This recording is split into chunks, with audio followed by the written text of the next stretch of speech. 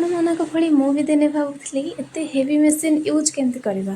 ଆମ ସହିତ ଯୋଡ଼ି ହେଇଛନ୍ତି ଜଣେ କଷ୍ଟମର ସଂଗ୍ରାମ ମହାରାଣା ସାର୍, ଯିଏକି ସାଲେପୁରରୁ। ଆସନ୍ତୁ ଆପଣଙ୍କର ସବୁ କ୍ୱେଶ୍ଚିନ୍ର ଆନ୍ସର୍ ତାଙ୍କଠୁ ଶୁଣି ନେବେ। ସାର୍ ନମସ୍କାର। କେଉଁଠୁ ଆସିଥିଲେ ସାର୍ ଆପଣ? ମୁଁ ଆସିଛି Salepur.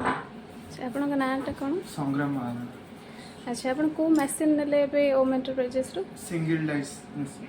Automatic machine. Single dies automatic machine. ଆଚ୍ଛା, ଆପଣ ବିଜନେସ୍ ହିସାବରେ ଯଦି ବିଜନେସ୍ କରିବାର ଅଛି ତ ପେପର ପ୍ଲେଟ୍ ମେସିନ୍ କ'ଣ ପାଇଁ, ଅଲଗା କିଛି ଟ୍ରାଏ କରିପାରିଥାନ୍ତେ? ସେଇଟା ତ ମୋତେ କମ୍ଫର୍ଟେବଲ୍ ଲାଗିଲା। ଆପଣଙ୍କର ଆଗରୁ ବି କିଛି ଭିଡ଼ିଓ ମୁଁ ଦେଖିଥିଲି ଅନଲାଇନ୍, ତ ସେଇଠୁ ଜଣେ ଫ୍ରେଣ୍ଡ ସଜେଷ୍ଟ କରିଥିଲେ, ତ ସେଇଠିକି ଆସିଲି।